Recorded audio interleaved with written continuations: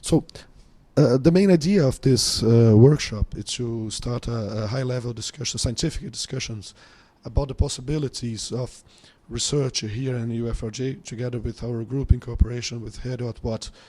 So the starting point is what they are doing in Watt and new techniques for EOR that will be presented, and then we'll present what we are doing here. Thank you.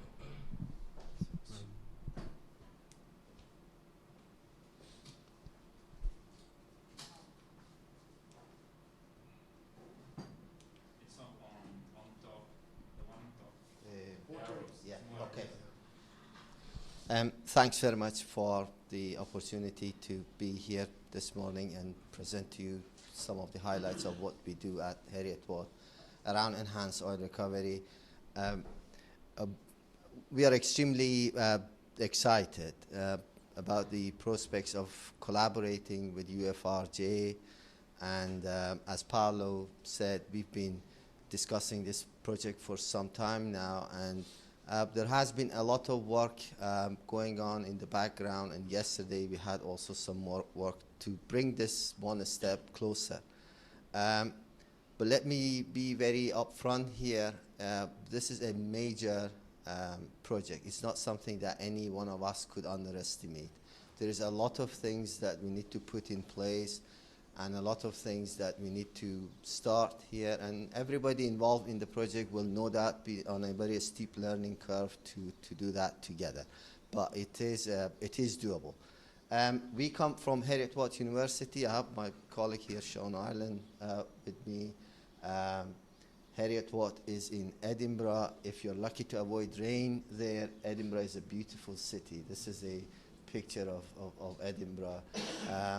I've been there for 17 years, and I loved every minute of that. It's a very good and beautiful city to live there. Watt, in case you're wondering what's what's what, what's that dash in between, Harriet was a money financier. The name of the person that donated the land that the existing campus of Watt moved 2 years ago from the city center to the existing facility.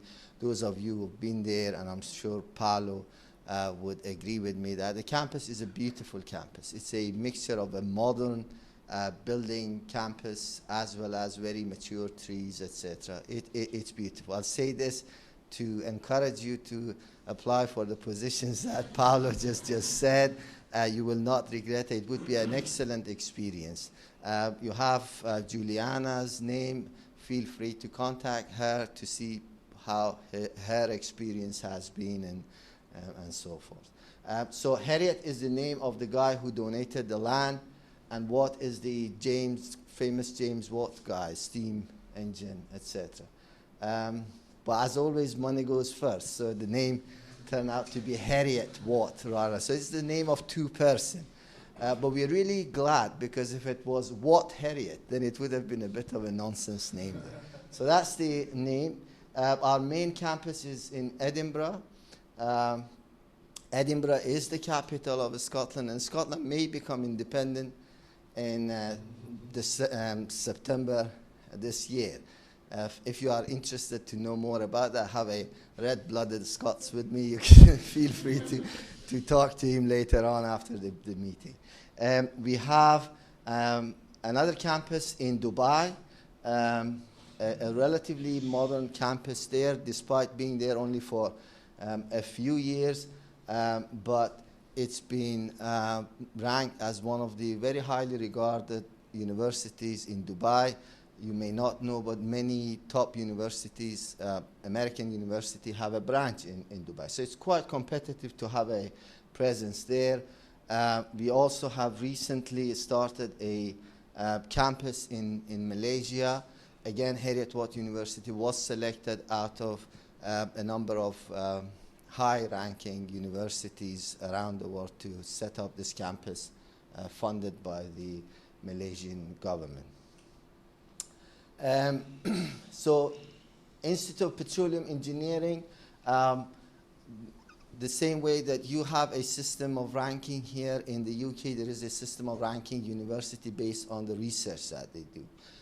We call this RAE, Research Assessment Exercise. It's an exercise that is done every 6 years.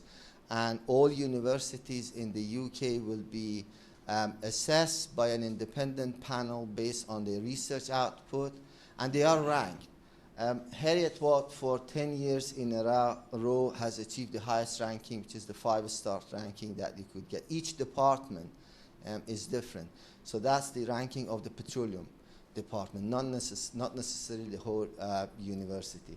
There's only one other department with that ranking, and that's where David was graduate, our competitor, Imperial College, in the whole UK. So it's a highly regarded Department of Petroleum Engineering, and it's really a success story that listening to the ambitious plans that you have for here, I hope that Heriot-Watt's story would inspire you.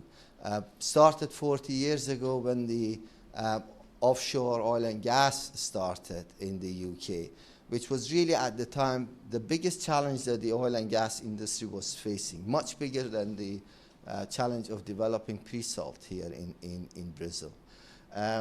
The department was formed to essentially address those challenges of operating offshore, setting up platform, drilling, producing from these reservoirs miles away from dry land in the middle of in the sea was a great challenge. And nowadays, the UK position is probably the best among offshore industry, and the expertise developed over the past 40 years in Aberdeen, and a lot of it due to the work done at Heriot-Watt Petroleum Engineering Department has now been exported all over the world in major oil and gas hubs.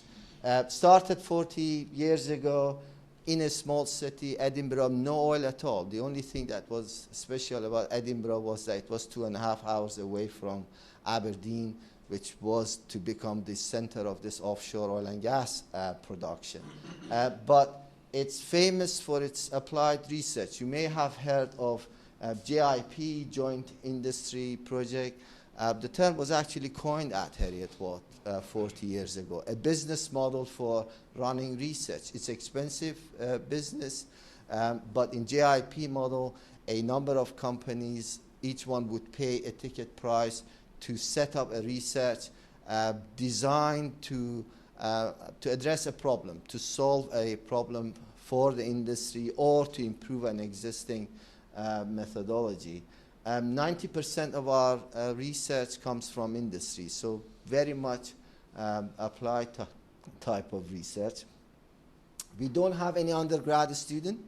All our students are postgrad.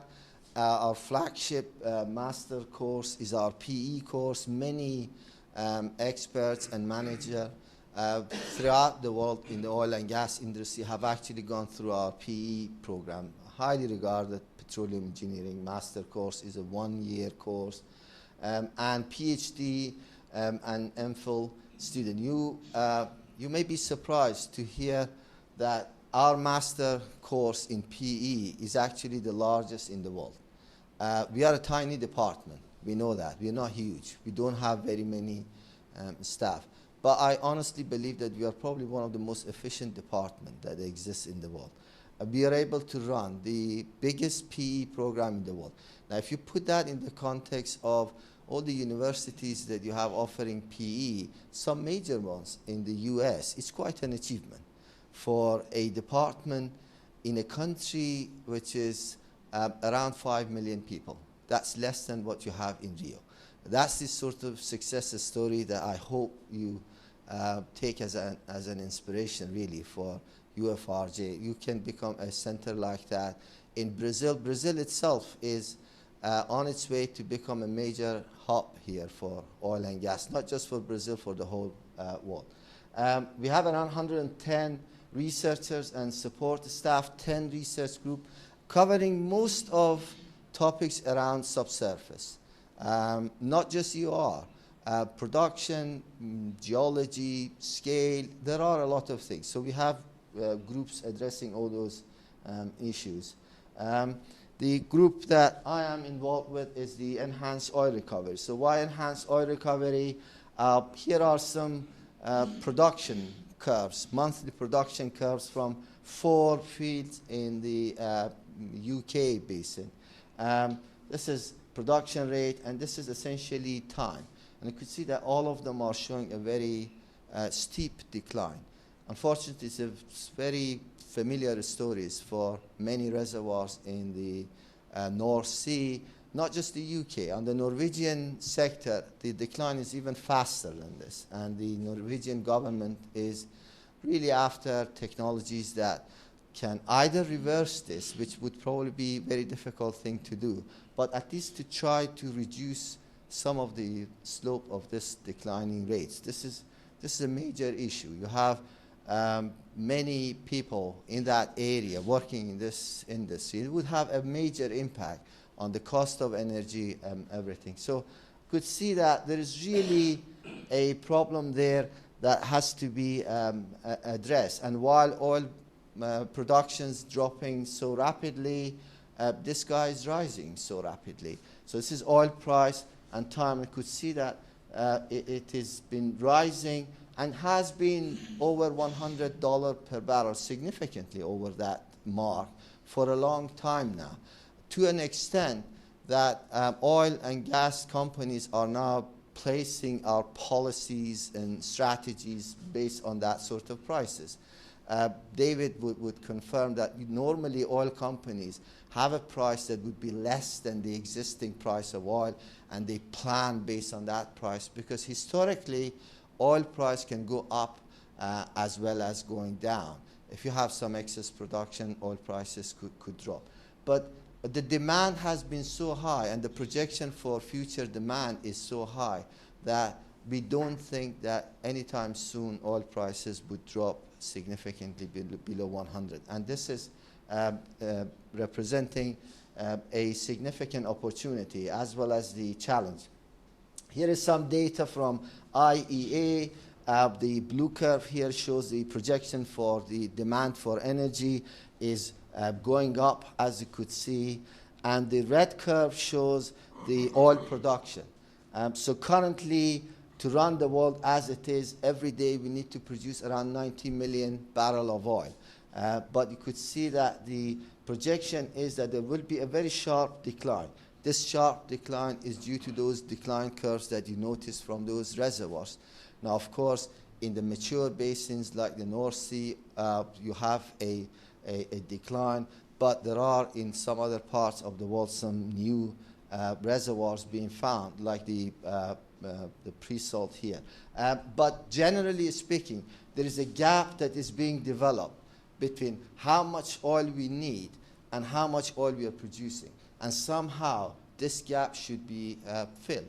And there is essentially 2 ways that you could fill that gap: either find new reservoirs and bring them on production, or take more out of the existing reservoirs. In here you see the exploration rate, the success rate. Lots of giant fields were found many years ago, in 1970s, and we have been producing from these giant reservoirs. But if you look at the current success rate, it's been much, much less now. Going forward, we don't expect to see very many large reservoirs for a very simple reason. In the business of exploration, the large reservoirs are found first. So most of these huge reservoirs have already been found. There will be a few, like the pre-salt here, that because of the advancement in technology, you'll be able to produce. We probably knew they were there, but it was challenging before to produce from them. Or like unconventional reservoirs, shale oil reservoir, very heavy viscous oil reservoirs. They, with time, as the technology progresses, it would become possible to produce from them. But those will be much more expensive to produce, because this was the conventional or easy oil, most of which have been found. So then we are left with 2 main techniques, essentially to try to improve recovery from the existing reservoir. There's a saying that goes, the best place to find oil is in an oil reservoir. So go back to your oil reservoir and see if you can increase its recovery factor. The business of oil and gas production is unfortunately extremely inefficient. On the average, we are leaving behind in every reservoir 70% of the oil that we know it is there. In some reservoirs, more complicated viscous oil reservoir, that number could be only as high as 10%, meaning that you produce only 10% of the oil, leaving behind 90% oil still in the ground. And I was thinking this morning, I think it was around 28 years ago, when I was sitting on the other side of the desk, and I realized that, you know, we're leaving so much oil in the ground. And I was fascinated by, you know, prospects of, I'll surely be able to develop something to increase this number to much higher. And I'll spend my career on that. Good luck with you. I hope you can come up with something to increase that number. It's extremely difficult and challenging to do that. But it's now becoming a must for us to try to increase recovery factor. Essentially, the industry does two things. Either we do more drilling, we call this infill drilling. This is drilling more wells in between your existing wells. And if you drill more wells, especially in those areas that have not been already produced for whatever reason, then you can get more oil out. We call that infill drilling. Or do EOR. EOR is any technique that goes beyond water flooding. Most reservoirs at some point in their lives are under water flooding. In the North Sea, water flooding is the standard recovery method. Every reservoir is all under water flooding. These are good quality sandstone reservoirs. Plenty of water is available offshore. It makes sense to filter water and pump it in the reservoir. In fact, we call ourselves oil industry, but we should call ourselves water industry, because we inject more water and we produce more water that we produce oil. In many wells, in mature reservoirs, water cut or fraction is around 90%, meaning from every 100 barrel of fluid that you produce, 90 barrel of that is water, only 10 barrel of that is oil. So there is a lot of water is being injected and is being produced. Anything that you do after that, water flooding, is under enhanced oil recovery. These are usually sophisticated method, including application of chemicals, gas injection, steam, etc., etc. So out of that 90 million barrel per day that I say we produce every day, how much do you think comes from EOR? Any idea? Out of 90 million barrel that we produce every day today, how much of that comes from enhanced oil recovery?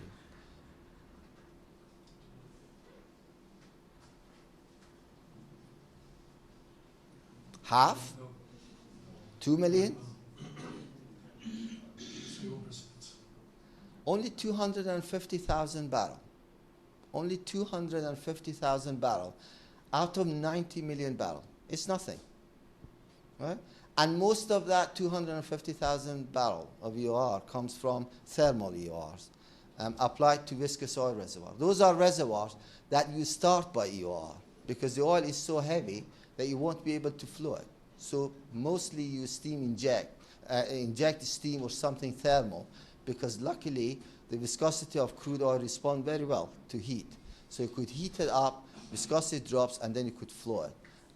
So it's really nothing. So the question is, why? Why? We know we need more oil. Oil price is high. There are techniques that people have been developing for many, many years. Alkaline, surfactant, chemical flooding is more than 70 years old. Why we are not applying these?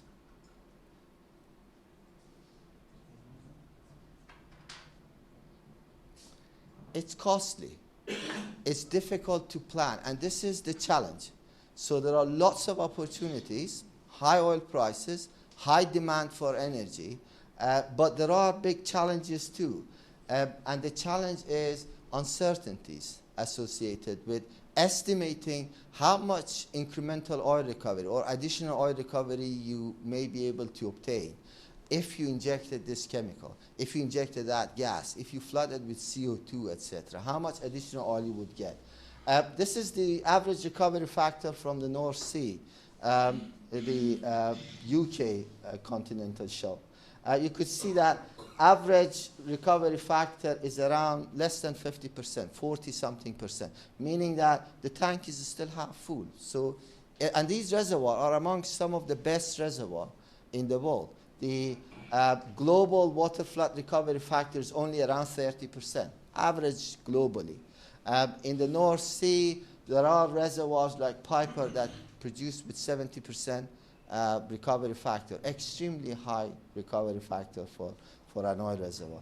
Nevertheless, the total recovery factor is only around half and less than that, meaning that half of the oil is still in place. And the question is why we don't do more EOR. And I say these things because you're starting now, and there's plenty of opportunity for you to get involved.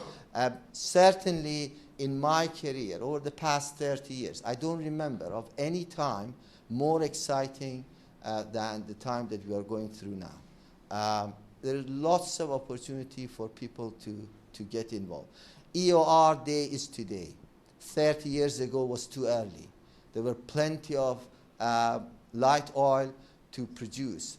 The cost of producing a barrel of oil in Saudi Arabia is less than $10 per barrel.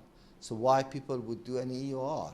If you could go into a huge fracture reservoir by only 10 centimeters and get 100,000 barrels per day oil production, why would you bother with doing an EOR? It was too early. 30 years down the line, it's probably too late. Somebody's come up with something.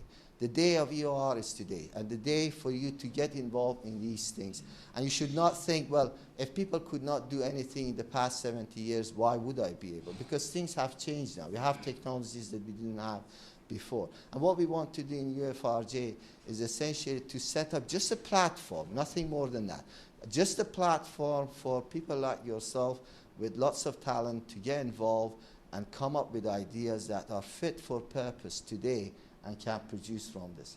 But going back to that question, why out of 90 million, only 250,000 coming from EOR? Is because this industry is special. It's very special. It's a very lucrative industry. There are a lot of money to be made in this industry. But why we don't have hundreds of companies all rushing to become oil company to produce oil?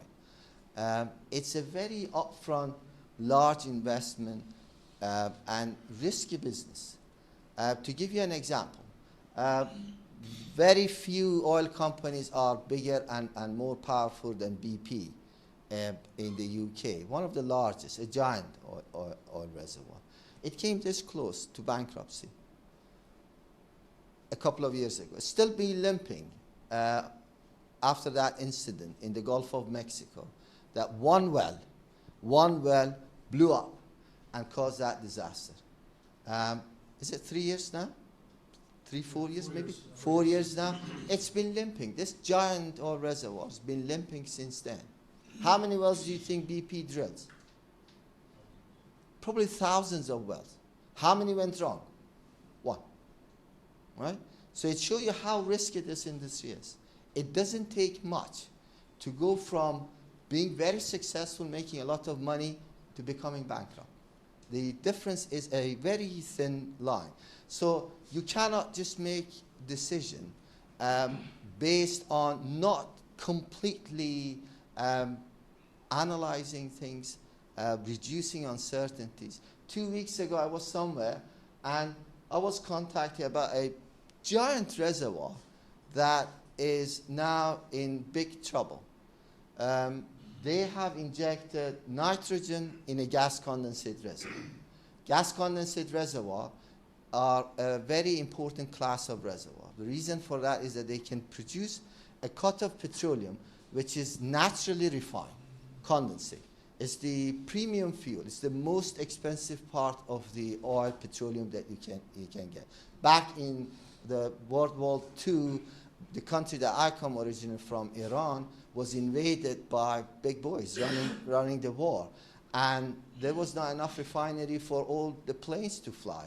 And condensates were produced directly from the well, put in a plane, and flying plane directly. It's so naturally refined that you could use it directly without any further refinement. In such reservoir, I don't mention the name of a company, but somebody's injected nitrogen, right? Nitrogen injection is not something easy to do. Where do you get your nitrogen from? You need to have a nitrogen plant. What size do you think this plant would be? Like the size of a city. You need to have to separate nitrogen from air. It's a huge undertaking. Years of planning, etc., etc. It takes some time before you could see the consequence of your action, right? How many years? 3 years. What happened after 3 years? The condensate cut of this oil, which is the actual thing that you're after. The gas itself doesn't have much value. In fact, we re-inject the gas back in the reservoir to do pressure maintenance. So we produce this to get that liquid part of it, which we call it condensate. 3 years down the line, this condensate dropped from initial 12% to only 5%, right? And it's not going back up. So instantly, you spend so many years injecting this, so much money to design this, and instantly you reduce your revenue significantly. And it's not going to be fixed, this problem, for years to come. So there are consequences, huge consequences. It is not that you inject something in a reservoir and necessarily you see a positive response. It's not that you inject this chemical, etc., and necessarily you get something. You can do things to your reservoir that would permanently, irreversibly damage your reservoir. So these things need planning, need technology. Most of the models that we use today, they are not very accurate. You need to have good labs, be able to do good experiment, and then be able to apply that correctly to your field to see the benefit of that. So this is what we've been doing in our group at Heriot-Watt for the past probably 3 decades. I've been involved for the past 17 years in the group. Essentially what we do is 2 things. Improving our current understanding of recovery processes to avoid things like that example of nitrogen injection, etc. And the other one is to generate data that companies require to fine-tune their models to then be able to predict performance of a reservoir. I think we have a unique research approach, and this unique research approach is the basis of what we are trying to do here. We look at recovery processes at a smaller scale, at micro scale, in what we call the micro model. Remember that a reservoir could be the size of a city, but everything starts from these tiny pores that you can't even see them. If you look at a reservoir rock, which looks like a sandstone, normal sandstone used in construction, you won't be able to see those pores, but everything starts from those pores. So it's important to know what happened at that dimension, at that scale, what happens in there. That's where we look at things first. But the advantage that we have, and we've been pioneering this technique for the past 30 years, is that we can look into what happens in these pores under the actual reservoir pressure and temperature, using the actual reservoir fluid that you have, crude oil, gas condensate, whatever that system is, exact composition of that oil and pressure and temperature. It's like a window that you can open in the middle of your reservoir rock and see what happens when you inject water, when you inject this gas, that chemical, etc., etc. It teaches you a lot of physics. And I think one of the reasons why we've been able to be maybe one step ahead of other groups working similar sort of thing is the knowledge that we gain over years by doing these type of experiments. We then look into things at a larger scale, core scale. From every well that we drill, we take some cores, and then inside these cores we essentially physically simulate those processes that happen in the reservoir. And then we look at what those mechanisms that we've seen at pore scale, which one of them are important at that scale. That is another thing that we do. Plus, we quantify these. In the oil and gas, we use numerical simulator to simulate numerically a reservoir. Those simulators require data. The data is generated, most of the data is generated from these core flood experiments. So that's what we do. And then we use the result of pore scale and core scale, and we develop our own mechanistic model or numerical simulator for applying this knowledge to the field scale. That is the ultimate scale that we need. We have very good facilities. Most of the laboratory facility that we have been designed at Heriot-Watt and have actually been manufactured there. Here is one picture of some of these labs. Plenty of students. There is something about EOR that when you get involved, you lose your hair. So it's me, it's Sean, it's Heron. And we are not relatives. We are from different parts of the world. So it must be that. So Heron's from Mexico. He works on Pemex reservoir, some really challenging reservoir Mexico has. These are carbonate reservoir, maybe similar to what you have here in Pre-Salt. Vuggy fractured, huge reservoirs. But the oil is very high viscosity. Temperature is much higher than typical temperature of reservoirs that you have here. Some of the lab pictures, a relatively new rig. We, as I said, we design and we build these equipment here. The hardware is designed to really be able to work with any type of fluid. And we are talking about very high salinity brine, which is extremely corrosive. Low pH fluid, like when you have CO2, stuff like that. Most of the components that we use in here are made of hastelloy or alloys like titanium. They're really resistant to any type of fluid that you can use at such high pressure and temperature that your reservoirs are.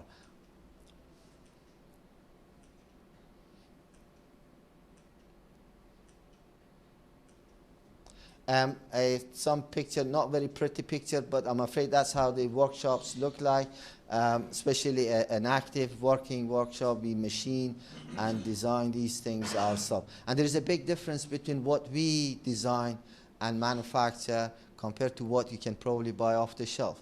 We are the end users. We are the guys that we know the expertise around pressure, high temperature. We design what we need to do, that piece of work that we need to do.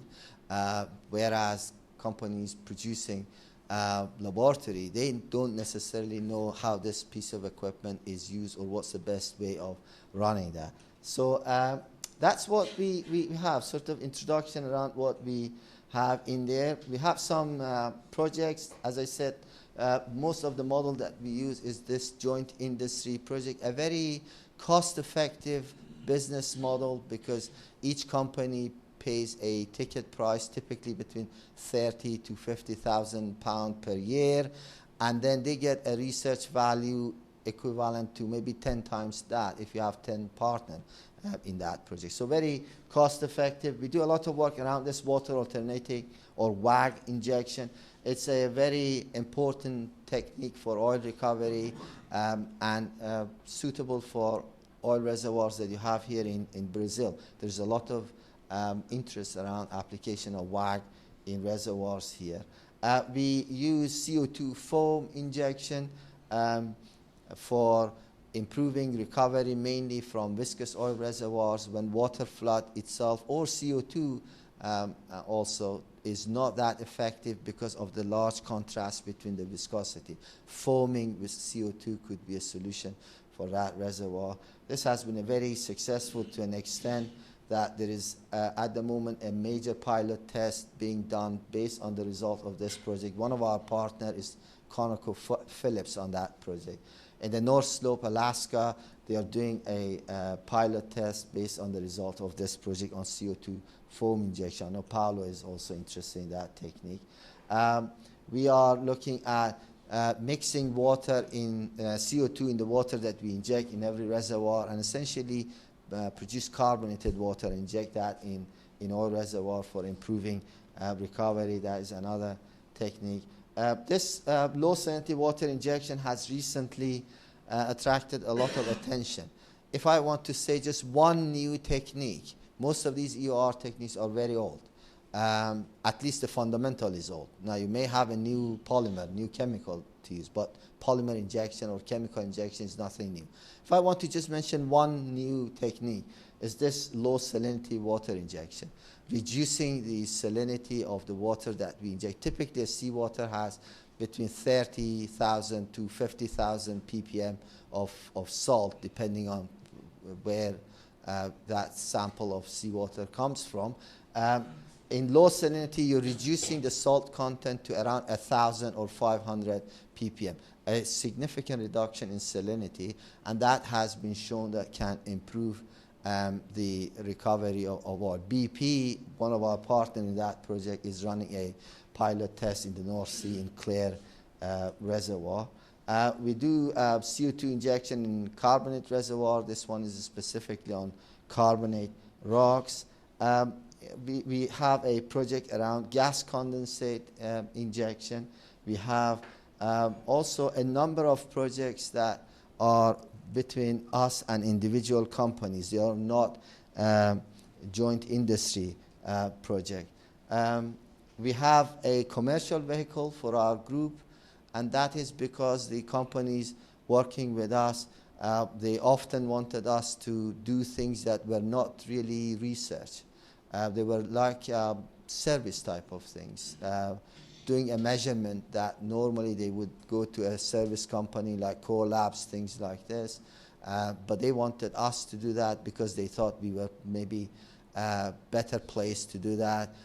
We are a knowledge-based group. We are not a commercial entity, so we can use the knowledge that we gain in our research and apply that to the service type of work that companies would require. So we set up in 2009 this company in Edinburgh to essentially provide that type of service. This photograph is now old because some of these guys are now left. John is now in Houston working for BP. Panta is working for Maersk. People have gone their own ways. And the number of students that we have, these are mainly PhD students. A cold winter, see the ice here on the grass in Edinburgh. A cold, crisp morning, winter there. We get very good support from industry. At any time, between 20 to 25 companies are partner in the projects that we have. They don't necessarily support all the projects. They can pick and choose which project they want to support based on their interests. And companies, different companies have different priorities. An oil company may not have any viscous oil in their assets, so they won't be interested in heavy oil. Whereas they may have interest in, for instance, WAG injection or CO2 injection because they have CO2, for instance, available. So good support from the industry. Let me show you just one example. I'm not going to go through all the slides that I have because I think I probably will run out of time. But just to give you some of the examples of what we do. Here is the slide that I was attending a conference in Aberdeen in 2010. And DEC, this is the Department of Energy and Climate Change in the UK. It's similar to, equivalent to DOE in the States. Presented this based on the feedback getting from companies operating in the North Sea, asking them, what EOR technique do you think has the highest potential? This is the feedback from them. So the blue, as you could see, this is a huge chunk of this additional oil recovery, is by gas injection, including CO2. So lots of companies thought that CO2 and gas injection in general has the highest potential, followed by chemical injection, polymers, surfactant, etc.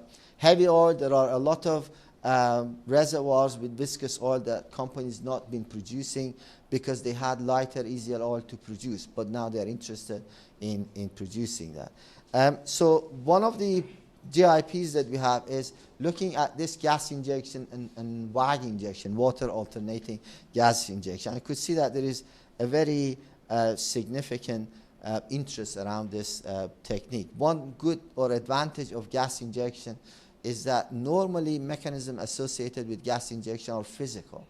And physical mechanisms are relatively easier to understand compared to chemical. If you have chemical reaction in a reservoir, sometimes it would be extremely difficult to fully understand how those chemical reactions happen. So in WAG injection, in a wellbore, you inject gas and you inject water.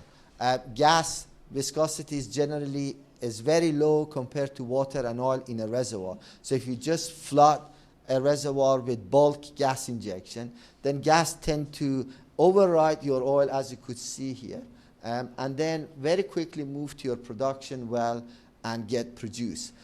To not eliminate completely, but alleviate, reduce this problem, anytime that we do gas injection, we intermittently inject slugs of gas with water. So inject one slug of gas, chase that with water, another slug of gas, chase that with another slug of water. We call this water alternating gas or WAG injection.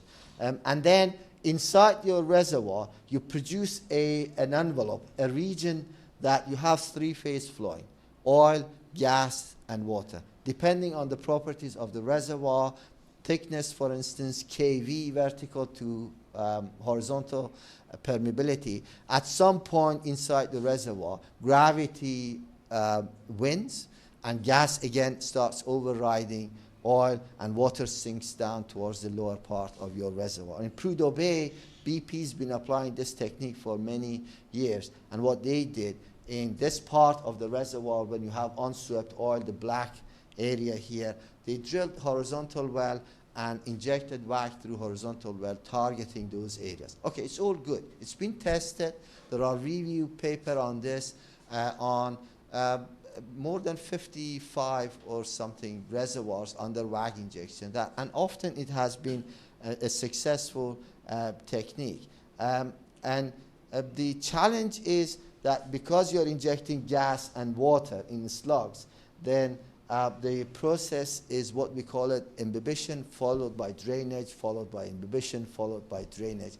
And then how you characterize these, and you probably know that the way that we simulate numerically our reservoir currently depends on applying curves that we call them relative permeability curves to our blocks of the reservoir. We essentially divide our reservoir into smaller blocks, and for each block we write the equation of flow, and for each phase that we have, oil, gas, water, we use one of these curves that essentially shows how fast these multi-phase system, how fast these fluids flow to get to the other part of the reservoir. That's what relative permeability is. Your numerical simulator is heavily dependent on these curves, right? But these curves are not actual physical properties. They're actually fudge factor. They don't exist. They don't have any physical meaning.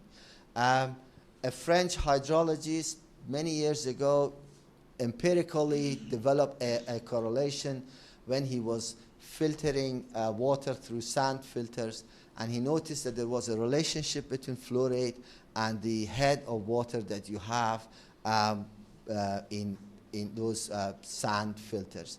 And then he came up with this empirical correlation called Darcy correlation. Darcy is only valid when you have steady state single phase flow. We use Darcy at the center of our simulator. So no matter how fancy your simulator looks like, no matter how good its graphics is, no matter how 3D, 4D, whatever you want to call it, all that, the engine is that Darcy equation. Now, because we didn't have any better equation, we modified this Darcy equation, which the poor guy said it's only valid for single phase fluid. But we don't have any single phase oil reservoirs. In any oil reservoir, you at least have two phase, oil and gas. Sometimes you have three, oil and water. Sometimes you have three, oil, gas, water. Sometimes you have more, right? So what we did, we modified, if you like, in inverted commas, the equation of Darcy, and we defined this relative permeability and say, We apply it for multi-phase, and instead of using an absolute permeability, we use a relative permeability. So that's why I call this a fudge factor. Such thing doesn't exist, right? And then we measure these things to then put this in our simulator. This is an essential part of your simulator. Now, when you have gas, water, you have a hysteresis, because you have gas injection, you have one curve, then you have water injection, you have another curve. Then you switch to gas injection, which would be a different curve, not similar to the first gas injection, because you have what we call a cycle hysteresis. That gas injection was first cycle. Then you have another cycle, second cycle. You have third cycle. And each cycle, in general, could have a different relative permeability. How do you obtain those relative permeabilities? How do you define those changes between each cycle for gas, for water? These are sort of empirical that you do the measurement. So it's extremely difficult to obtain these. To obtain those curves, you need to perform experiment under actual reservoir condition, which would be extremely time-consuming to do, right? Let me look at this. This is the data that BP's published. You could check that SPE paper there. Again, for the Prudhoe Bay reservoir, they simulated for a well that if you inject miscible gas, you could get two scenarios. And this is the amount of additional oil recovery. One is this thick line, and the other one is this thinner line. The two of them, the dashed line. So this was the prediction of simulator, right? If you did WAG in this well, you get this much oil recovery. One of them was based on having a thief zone, because in addition to multi-phase flow, you have uncertainties around your geology. What do you have down in the ground? Who knows? You just penetrate some wells in there, which in the grand size of a reservoir, it's like a needle in a haystack. It doesn't give you much information. So you have all that. But they did two scenarios, one with a thief zoom, so that would be the prediction. One without thief zoom, that would be the additional oil recovery. And then based on that, they went ahead and they did gas injection. No company, no oil company injects anything in any well before they've run some simulation, right? And before they are convinced that what they see is accurate enough to give them enough certainty that would convince the management to go ahead with this, right? So they did this, and based on this, they thought it was good enough. They went ahead and inject WAG in that reservoir. And then the response, the actual response, this is prediction of a simulator. The actual response was this. These are not inexperienced people, right? These are probably the best reservoir engineers that you could find. And that is the discrepancy between what happened and what was predicted, right? Now, whoever this reservoir engineer was extremely lucky, because if this was the other way around, his days in that company would be very limited, right? Because there will be a lot of costs associated with doing these. These are not games. Injecting gas in a reservoir is not a game. Installing compressor, the cost of these compressors, bringing gas, etc., huge investment, right?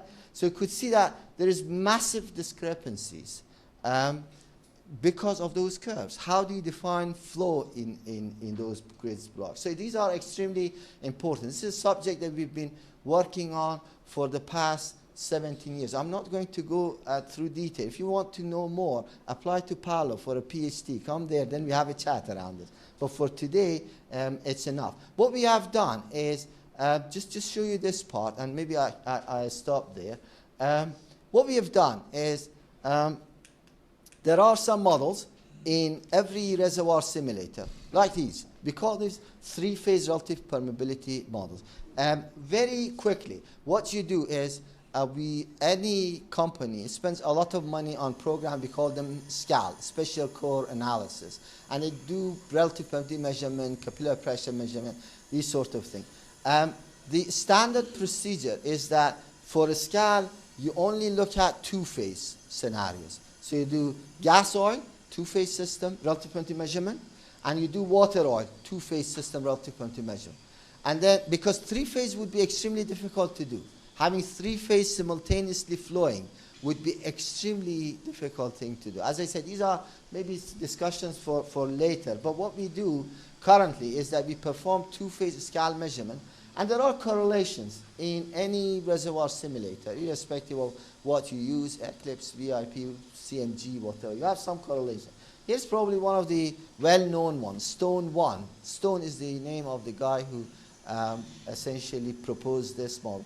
This takes the two-phase from two-phase relative permeability and generates three-phase relative permeability. So it says if you inject WAG, then you have three-phase now. If you have this two-phase KRO, KRG, that would be your three-phase equivalent. What we've done is we've taken a piece of rock in our lab and we scanned this to make sure there is no heterogeneity, any geology issue. We know this very well. This is a bucket of sand, very homogeneous. And then we've injected water and gas into this core to generate two-phase relative permeability. Exactly the same thing that a practicing reservoir engineer would do. So we've generated two-phase relative permeability. We then perform a WAG injection. We've in fact performed a series of these WAG injections. And then we have measured the production. If you use this oil and this reservoir rock and did WAG injection, how much oil and gas and water will you produce? What would be delta P across this rock? We've measured these in our lab. And then using that data, we use the existing three-phase models in simulator to compare prediction in terms of oil recovery, additional oil recovery from this WAG experiment. Prediction from reservoir simulator, different models that you have, and comparing that with what we've actually seen in our lab experimentally, right? We've used different models. And here's what we've seen. So this is the additional oil recovery by WAG injection in this system.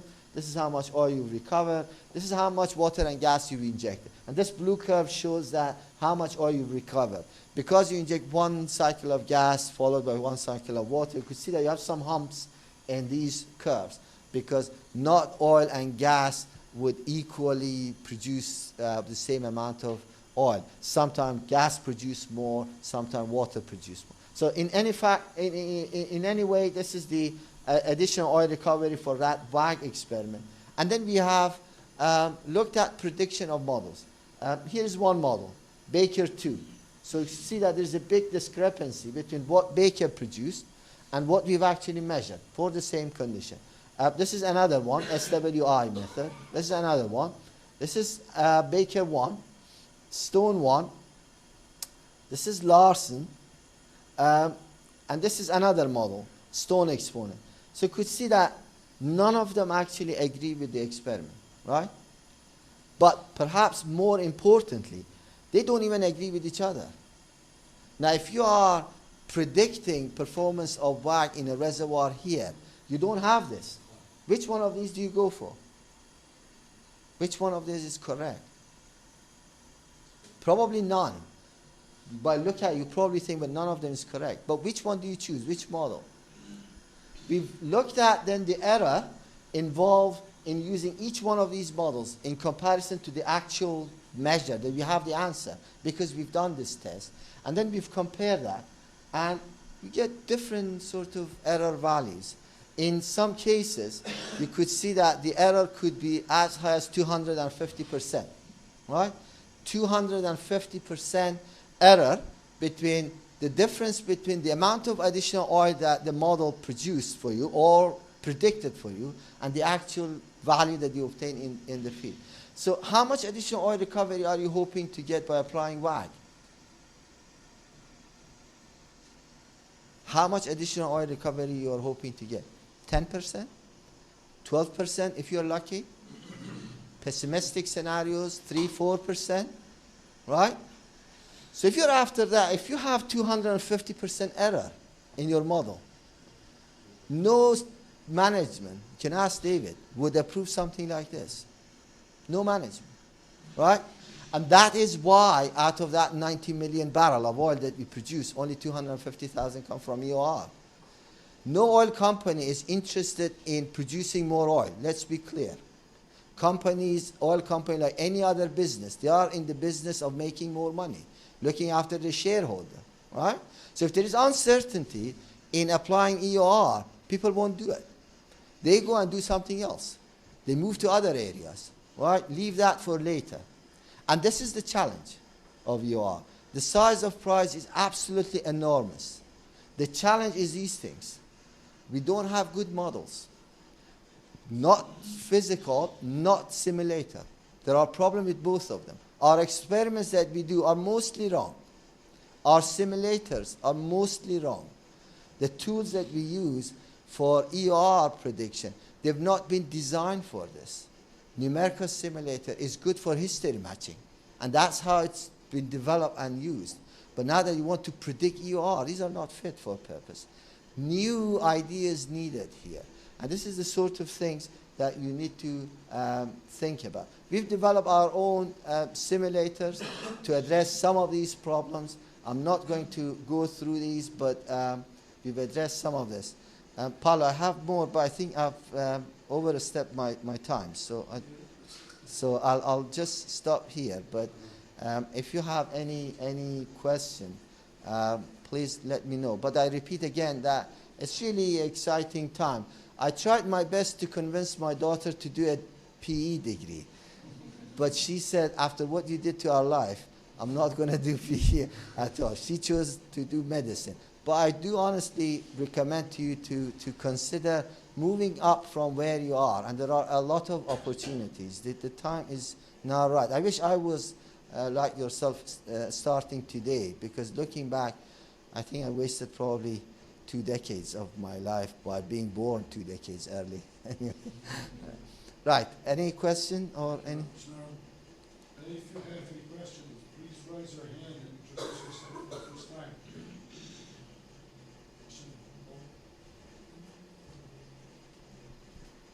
Mehran, Brazilian candidates are very reactive, and you presented several techniques for enhanced oil recovery. In your opinion, what should be the best technique for such a reactive rock such as? So this is a system similar to the Brazilian carbonates. This is the core. It's probably Sean's hands here. Is that right, Sean, in this photograph? So this is where we've injected fluid through this rock. And it's a carbonate rock. See that hole in here? We call this wormhole. When we CT scan this hole is actually like this. So going deep in the rock and having sort of side branches in there. How do you model this? This could be a good thing and could also be a bad thing. It could be a good thing because when you have this around your well bore, you increase your injectivity. You can inject much faster per well, which is a major problem. Each well here is probably costing $500 million to drill. So your wells are extremely limited, but also causes problem. How would this affect the properties? How would this affect your well bore stability, etc.? So I think, first of all, for EOR, there is no silver bullet. There is no one size fit all. You need to work on each system separately, and this is one of the difficulties for EOR.